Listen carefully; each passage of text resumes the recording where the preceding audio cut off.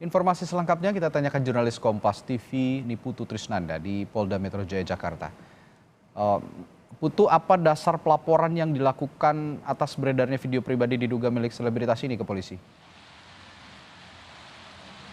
Ya, selamat siang Radi dan juga saudara. Ada beberapa poin yang disampaikan oleh para pelapor, dalam hal ini diwakilkan oleh Aliansi Advokat pada pukul 11 tadi pagi ini menyampaikan ada beberapa poin. Yang pertama adalah karena video ini dianggap meresahkan masyarakat, terutama bagi anak-anak di bawah umur. Karena kalau kita berbicara situasi saat ini di tengah masa pandemi COVID-19, memang anak-anak pelajar dalam hal ini yang berada di bawah umur ini banyak mengakses internet, kaitannya dengan sekolah online dan lain sebagainya. Hal ini kemudian ditakutkan dengan beredarnya video tersebut secara masif, ditakutkan ini dikonsumsi dengan mudah dan juga masif oleh anak-anak di bawah umur. Selain itu juga poin selanjutnya, Radi dan juga saudara, hal yang mendasari pelaporan ini adalah ditakutkan ini bukan lagi kali pertama atau bukan lagi hal baru di Indonesia di mana video-video berkonten asusila ini tersebar luas di media sosial, terutama di media sosial Twitter, kemudian juga ada beberapa di YouTube,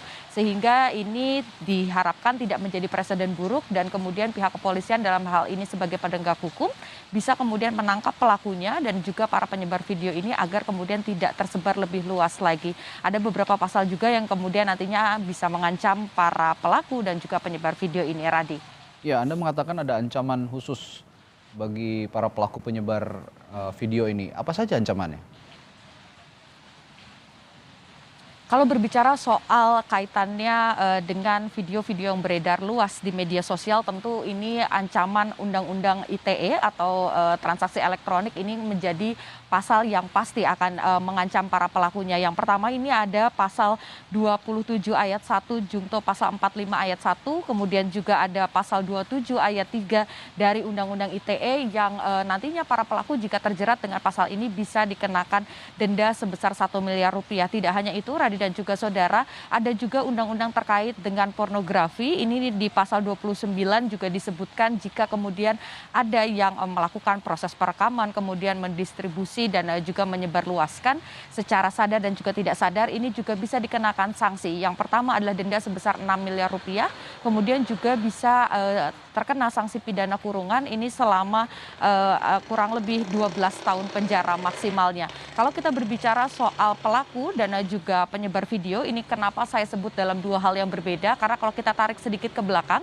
Radi dan juga saudara, sebelumnya pernah ada kasus yang melibatkan salah satu mahasiswa UI, ini juga pelakunya kemudian yang menyebarkan video tersebut terkena ancaman pidana dan juga ancaman denda. Kemudian juga kalau kita tarik sedikit ke belakang pada kasus yang juga menimpa salah satu selebriti di Indonesia, ini juga kemudian baik itu perekamnya atau yang melakukan proses perekaman dan juga yang menyebarluaskan ini kemudian juga dikenakan sanksi, sehingga ini juga menjadi catatan, Radi dan juga saudara, bagi masyarakat untuk tidak kemudian ikut menyebarluaskan ataupun mencari video tersebut, karena tidak hanya pelaku yang kemudian ada di dalam video dan juga melakukan proses perekaman konten asusila yang bisa dikenakan sanksi dan harus berhadapan dengan hukum, tetapi nantinya para penyebar video ini juga kemudian ataupun konten lainnya seperti misalnya foto itu juga bisa dikenakan sanksi pidana.